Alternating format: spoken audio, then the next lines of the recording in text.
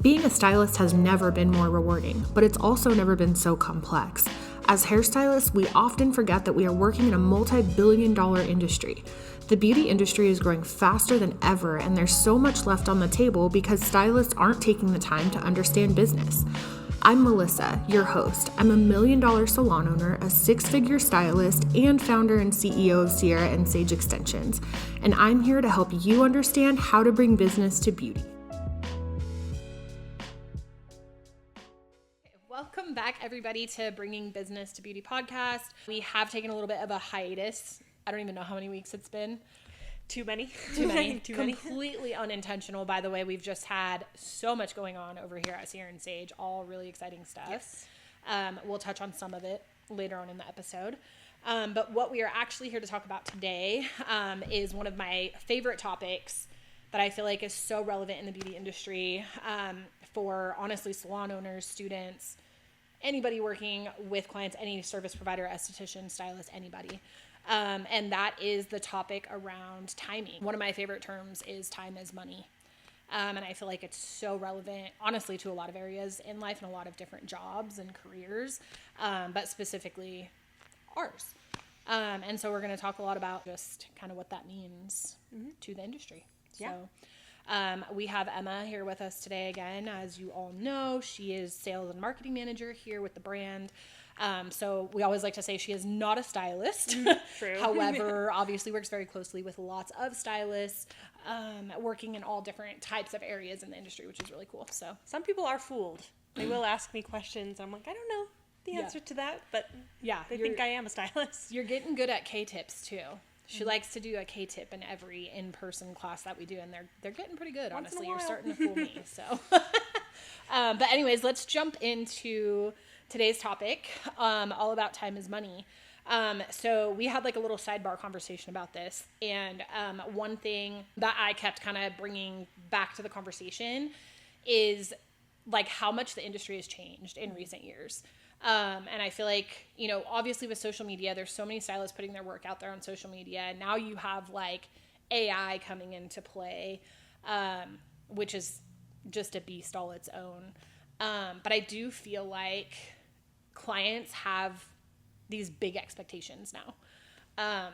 And I feel like even like stylists that you work with have like these big expectations. It's funny. We were just talking about this too in a sidebar conversation about how you'll get someone who texts you random day, random hour, and they want like this immediate service essentially. Oh, definitely. Which I feel like you're so good about like actually responding and being on top of it. But it's like, I do feel like that comes from like just the internet age and like AI, like everyone is just used to like plugging something into ChatGPT and getting like an immediate response, right? Yeah, definitely.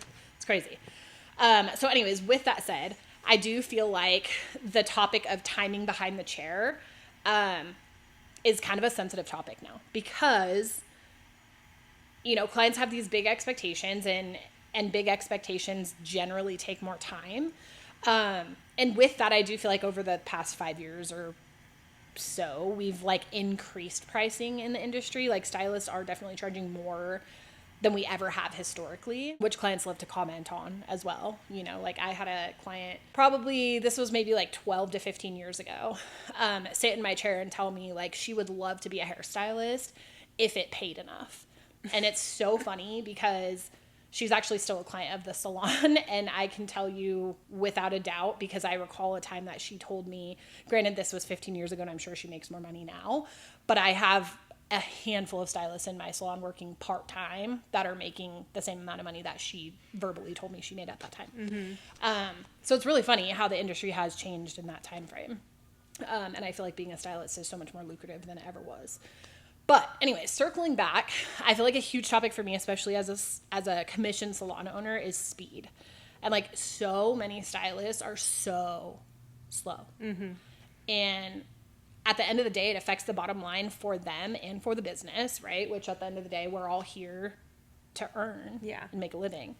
And I think it gets really tough because like a lot of stylists that I know and I've worked with, like, you know, they're slow because they want to be like perfectionists with it, which isn't like a bad thing, but like, again, we're talking about like time is money. Sometimes, you know, you can still get perfection while still being fast or doing it quickly and getting more clients in your chair in a day. for sure. I always joke because I am absolutely not a perfectionist. I like to say I'm the opposite of a perfectionist, although that's not entirely true because I'm not like a complete and total shit show for lack of a better term. But I am not a perfectionist. Like, I love to cut corners.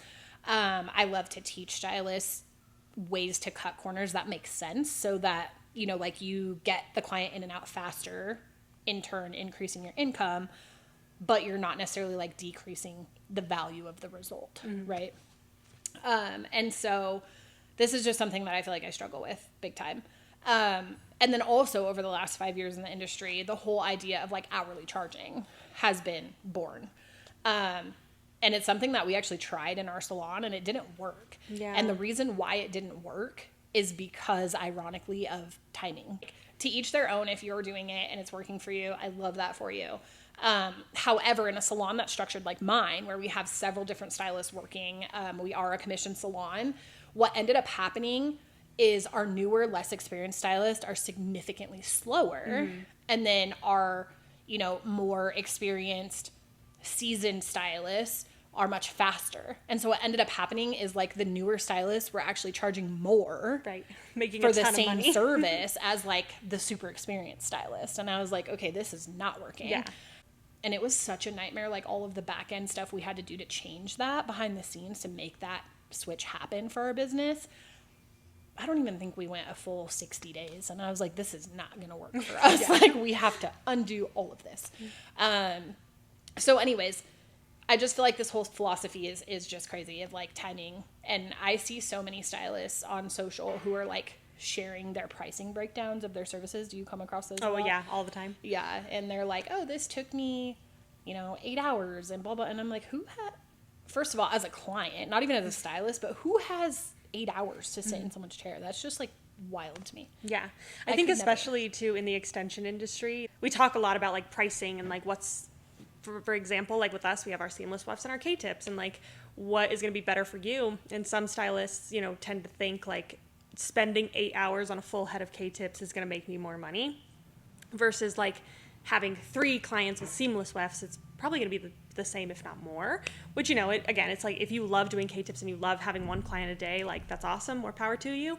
But it's an interesting conversation around like what someone considers to be more lucrative or like to just give them like, I don't know, just give them more money versus like what the changes they can make to make more or the same, For sure. And that looks different for everyone. One of my biggest things too, just kind of coming into this industry and, becoming a stylist, becoming a salon owner, now a hair extension founder and CEO is my biggest thing. Obviously we all need to make money, right? Like we all live life comes with expenses. We all spend our money differently, what that looks like and what success, as far as like, if you could put a number on success, that's going to be different for everyone. But my biggest thing has always been like, if you don't have passion behind what you're doing, the money will not follow. You know what I mean? Like there's so many people in life that are going after X, Y, or Z for the money and the money alone. Like there's no real passion or drive behind that. And it's like that the money's not going to follow. Like the passion has to come first and the money will follow that. Yeah.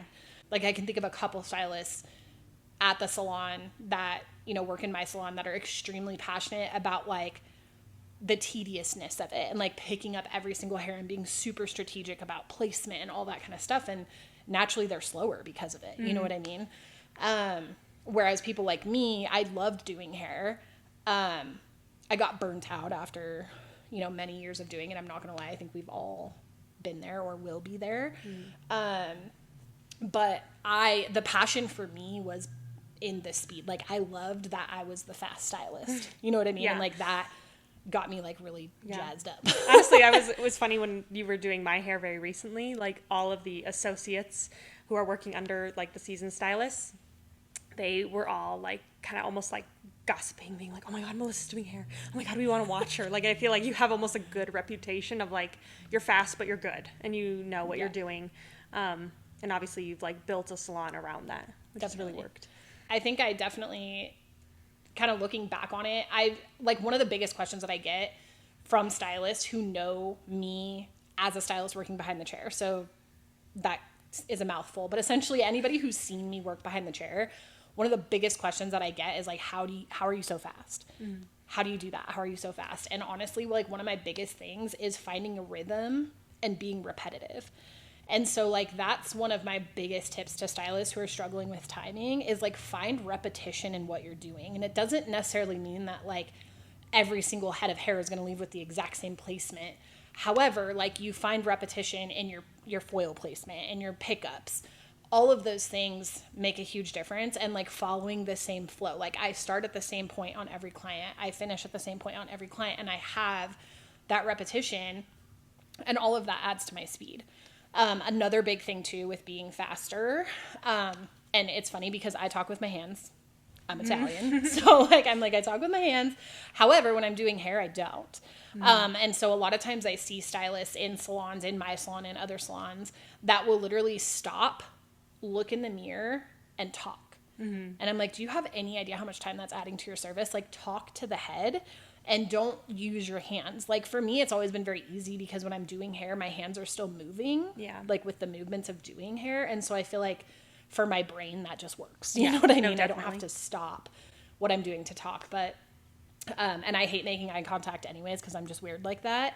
If I'm not super comfortable with you and like, I don't know you really, really well, and I have to talk to you in a one-on-one situation like this, my eyes will wander because I'm like, it just gets awkward. We're focusing on the hair. Yeah, exactly. And so I personally love talking to the head, but if you can get into a place of doing that, I think all of those things will save you a ton of time. Is like repetition, talk to the head, stop talking to the client, looking at them in the mirror, because it's going to slow you down. Yeah, for sure. And I think it's like something you talk a lot about in like education and stuff like that. Like again, some people love K-tips, some people love wefts, and it's like everyone at the beginning like feels so slow. They feel like they're never going to get it. They're only going to get like one client a day, which sometimes can happen. A girl recently had her first model and she was like, I did not prepare enough time. I had to have her come back like a day later. Yeah. Which can happen. But again, like what you're saying, like repetition, like practicing being like on top of your game with education, like you'll get to that point for sure. And then again, like you're going to like start seeing that money and just having like a turn in like how much you're making with like being committed to what your talent and your craft is. For sure. I'll be the first to admit, like and this is coming from me as a fast stylist. So just for all of you stylists listening out there, what I mean when I say that I'm fast is I typically do a full haircut blowout in 45 minutes, a full blonding or balayage with toner, with root shadow, with haircut, with full blowout, 2.5 to 3 hours max. My client is in and out. When it comes to extensions, I install one row in 20 minutes, and that's beading, sewing, the whole thing.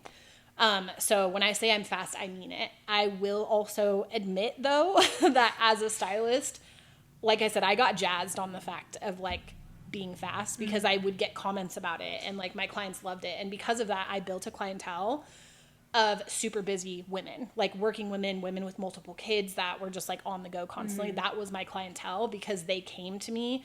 I mean, honestly, they could have hated the way that I did their hair, but because I was fast, that's all they wanted. You know what I mean? Yeah. So I built a clientele on that. I focused on being fast before I focused on being good. And so it's really funny because going back to extensions, my first install took me all day long. Literally, I think it was like 7 hours. I specifically like vividly remember I did it on my good friend who still comes to me when she can. Like when I open my books here and there, she always hops on them. But I vividly remember we had breakfast, lunch, and dinner together in the salon. Like we ordered in. And I love showing the photo of that. We'll have to put it on here. We should put my first install photo because it's atrocious. That was like my install of how she left the salon. And it took me a solid like 9-10 hours to achieve that. It was just 2 rows. And so, you know, just kind of going back to what Emma was saying and how I'm talking about repetition and continuing to practice things and honing in on your skill and figuring out what it is that you love, and getting good at that, you naturally will get faster. So like I said, I went from 10 hours install to 40 minutes for 2 rows. Obviously that took me several years to achieve that. But it just goes to say like how all of that can affect your timing, because back then I was obviously only able to do 1 install on someone who would be crazy enough to spend 10 hours with me. And now at 40 minutes for 2 rows, if I'm working an 8-hour shift, I can see several installs a day. And so, I mean, math on that is not hard to do. Being faster is going to make me a lot more money no matter how you slice it. Yeah. And I think it's like important to remember it's a good thing to have like multiple clients on your books in a day, because I think the one thing I'm thinking of is like on social media, you'll see a lot of these like really big stylists and they maybe have one person in their chair for the entire day. They have built almost like a platform where they're not getting paid by that client. They're getting paid by Instagram or by TikTok to have that one person all day. And obviously that's like a goal to strive for, where you can like charge someone that much to where you can have one person a day. But everyone kind of has to start somewhere. And so, you know, again, like it's a good starting point to like try to be fast, try to get those people in and out while also still putting out good work. And then hopefully one day maybe you can relax a little bit more, but you definitely have to like grow to that point for sure. It's funny because I was having a conversation with my 18-year-old sister the other day, who has decided she now wants to go to cosmetology school, which is equally terrifying and exciting. But she was talking to me about that and kind of talking about the whole idea of being an influencer, right? And I feel like so many of like that Gen Z that's like coming out of high school, they literally see being an influencer as like a career goal. And it's so funny, and I'm going to age myself here for a minute, but I almost view that as like the equivalent of me coming out of high school, or maybe more so like middle school. I'm aging myself even further, and like wanting to be Britney Spears. You know what I mean? It's like not everybody gets to do or be that. And so again, it's a great aspiration to have, but like you shouldn't create and design your entire career around it, which I feel like is where a lot of like newer stylists are kind of failing, for lack of a better word. Is like they're coming out, they're spending all day, they're doing models, they're doing all of these things, and it's like all of this to try to build a platform, but that's not paying your bills or growing your lifestyle. Yeah. And so people, I think, could be better about like connecting the dots. Yeah, that's what kind of my point was almost like connect the dots on like, we're talking here today obviously about like time is money, but it's also important to like recognize when influencers or people you really look up to, maybe they've like, that's what they used to be like before they were an influencer, and now they are at this point where time is almost like not even in their equation. Like they just get money no matter what. And so it's important to have like those realistic expectations of like focusing on how much time you need to like make the money to eventually maybe get to that point, but don't just like expect it out of the gate. Yeah, it's like I see those posts online all the time, and it's so funny because, you know, as a business owner who wears many hats and, you know, has been quite successful in my career, I always come across these posts of like, it's like, I don't know if you've seen them, but it's like an iceberg. And it's like the only thing people see is like what's above the water. They don't see all the work and what was going on beneath it, like before you got to that point. And so like, I feel like the same is true for influencers. Like they, you know, did a lot of groundwork. They didn't just start there day one. Yeah. And so I think that's kind of like the point that you're trying to make, right? For sure. So anyways, with that, I do feel like timing is extremely important no matter where you're at in your career, no matter what your career goals are. At the end of the day, numbers don't lie. I love to say that. And no matter how you slice it, no matter how you work out that math equation, the more clients that you can see, regardless of the service, the more you see in a day, the more you're going to make. And so I think that timing is kind of a blurred line in the industry right now because of things like influencers and, you know, the hourly pricing and all these different things where we're just trying to like make the timing make sense. And at the end of the day, the only thing that makes sense is to be faster. Yeah. You know what I mean? Yeah. And I mean, our like I feel like our company is very like based around that. Like, how can we make a stylist's life easier? We always say we're created by stylists for stylists. And, you know, even though I'm not a stylist, it's like, how can I kind of put my mind in like what a stylist needs and what a stylist can like benefit from? Because that's obviously, you know, being in the sales, our sales team is like pretty much always available to like place orders and make life easier, find cheaper shipping options. You know, if you need overnight, but don't want to pay the big price, we can find something that maybe like is a little faster but works for you. There's like things like that. And I think when it comes to like the extensions as well, we're always looking for what's going to make life easier, make things faster, make it just like a better experience for you as the stylist behind the chair, but then also like make it a really good experience for your client. Like you were saying, like all your clientele are pretty like busy women. They want to get like in and out, but look good. And so like, what are the things we can do to make life easy so that they keep coming back to you? Definitely. Yeah. And so with that said, kind of circling back to the beginning of this episode where I said we have been crazy busy around here, we have exciting news and some exciting things to share. One of them is our brand new Express Weft, which we have already launched, and we've been hitting the marketing pretty hard on that.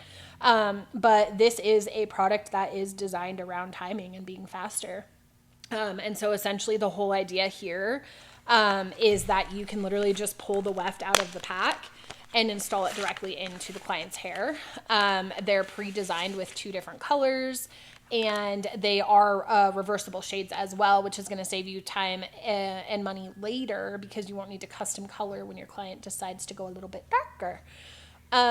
So these are a really great new product. One thing that I'm actually excited to announce here right now for the first time is that we are going to be rolling out new education later this year. That is in partnership with our Express Weft. And again, all around the idea of being faster. So it's going to be a simplified, streamlined way of applying the Express Weft to make your install time cut in half. So I would love to see more stylists out there working in my time frame. If you can get a full install done in 20 to 40 minutes, depending on how many rows you're installing. I mean, just imagine the amount of income that could look like for you. Or maybe your goals are opposite. Maybe it's not that I want to increase my income, but maybe I want to decrease my time behind the chair so I can be with my family more. Or I could focus on a side venture like trying to be an influencer or whatever your goals are. I think, focusing on your timing one way or the other is really what's going to help you achieve those goals. So I'm really excited to launch this education and launch this product to really tie into that. Because if you can't tell, I'm quite passionate about it and I really do believe in it. So, and if you haven't heard of it yet, basically our Express Weft is the equivalent to like a Genius volume weft. So if you are a volume weft lover, this is the weft for you. But what's even better about it is it has tapered corners. So I was actually talking to a stylist yesterday who like loves volume wefts. That's like all she ever wants to do. But even she was like, oh my God, that's literally perfect. I'm obsessed with that. I love that it's super thin towards the front. And it's cool because one thing I hadn't even thought about actually that she said, she was like, how many grams is it? How many packs would I need? And I was like, oh, just 1 pack per row. And she was like, oh, thank God there's like even less time spent thinking about it. So again, like a time saver there. Yeah. There's like, you don't have to do any math. You don't have to like figure out how many you need. It's just 1 per row, which makes life really easy. And like Melissa said, they're reversible. So that kind of saves time as well. Definitely. Where it's just like, I like to use the example, if your client's root is starting to grow out and they actually kind of like it, you're not going to have to spend time custom coloring the root onto their extensions, just flip it around. So it's a time saver just all around, whether it comes to ordering, placement, or just going forward, like I said, when your client's ready for a change. Yeah. I definitely think anybody who gets their hand on this product is going to love it. And it really, to me, is just a true testament to what this brand is, which is created by stylists for stylists. There's nothing else on the market like this. It's actually patent pending. But it's because it was designed by a stylist, right? Mm-hmm. Who understands the needs of having the speed, having the tapered corners, the reversible shades, all of those things. Just really, like I said, is a testament to what we are all about here at Sear and Sage. So I'm really excited to get this into the hands of more people. So I think we should do a giveaway on this soon too. I think so too. Yeah. I think people would really like that. Definitely. Yeah. We should do that. With all of that, I think we can close it out for today. I think, like I said, I'm really excited to get this education, this product into more people's hands. But at the end of the day, if you are a stylist who is struggling with timing, or you, like I said, you want to be faster behind the chair, or you want to make more so that you don't have to be behind the chair as much, whatever the case may be, I always love to have conversations about things like this. So reach out to us. I love to be a resource for stylists any way that I can. So that's really where my passions lie. Yeah, no, they're definitely like our inventory, just like our starting out inventory, is pretty much gone. So I definitely think it's going to be a game changer in the industry. So don't wait. Don't be behind the curve. Be ahead of the curve. And yeah, definitely give it a shot when your next client, we have 3 blonde shades, a blonde, and 2 brunettes. So if your client is matching to those express shades, I definitely recommend grabbing it. Definitely. So 6 reversible shades currently available, and we also have our express weft coloring coming real soon. So you'll be able to color match right in the salon. Yeah. Perfect. Awesome. Cool. Well, hopefully we'll see you next month if we don't get distracted. Perfectly. We probably will. Let's be real. We'll probably get busy again. We're not good about schedules. I am a hairstylist after all. So thanks for watching and listening, and then we will see you soon. Okay. Bye. Bye.